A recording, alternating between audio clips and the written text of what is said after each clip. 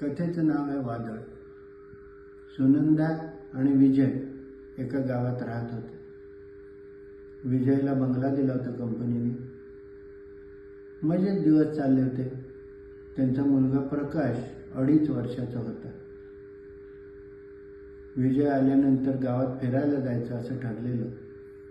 प्रकाशला आवरून तिनं ठेवलेलं हॉलमध्ये आणि ती आवरायला गेली. मे महिन्याचे दिवस. अचानक अंधारून आलं आणि वारं फिरायला लागलं.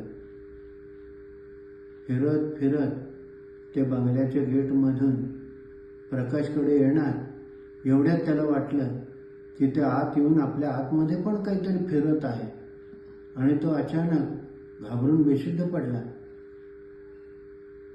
सुनंदा बाहेर आली. तिनं बघितलं प्रकाश पडलेला. त्याच्या तोंडावर पाणी मारलं. काय रे, काय झालं? मम्मा मम्मा ते आलं एवढंच तो बोलला. त्यानं फारसं लक्ष दिलं नाही. विजय आला. ते बाहेर आले, फिरून आले. थोड्या दिवसानं प्रकाश शाळेत गेल्यावर पुन्हा तीच घटना घडली आणि बाईने त्याला घरी पाठवलं. काय झालं विचारल्यानंतर बाईने सांगितलं की वावटळ आला आणि हा घाबरला आणि बेशुद्ध पडला. मग विजयला वाटलं काहीतरी करायला हवं. त्यानं त्याचा सायकॅट्रिस्ट मित्र गावातला राम त्याच्याकडे त्याला नेलं. रामनं त्याची सगळी माहिती घेतली, त्याच्याशी बोलला आणि त्याला वारं कसं तयार होतं ते सांगितलं. AC लावून दाखवला. हळूहळू मोठा होईल तशी तशी भीती कमी होईल हे सांगितलं.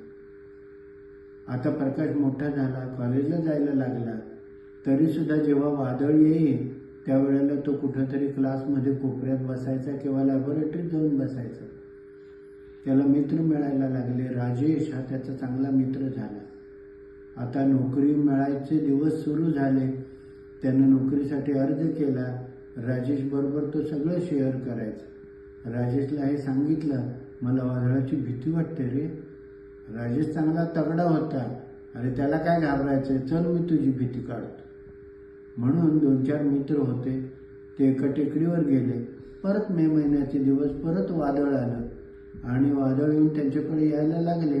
त्यावेळेला राजेशनं एकदम गाणं म्हणायला सुरुवात केली. वादळ वारं सुटलं र, वाऱ्यान तुफान उठलं र आणि नाचायला लागला. त्याच्याबरोबर त्यानं प्रकाशला पण ओढून आणलं आणि ते सगळेच नाचायला लागले. वादळ वारं सुटलं र. आणि हळूहळू ते वादळ जवळ येता येता प्रकाशच्या मनातलं वादळ कमी कमी व्हायला लागलं आणि विरून गेलं. आणि त्या दिवसापासून त्याची भीतीच गेली. अजून सुद्धा वादळ येतं आणि प्रकाश गाणं म्हणायला लागतो. वादळ वारं सुटलं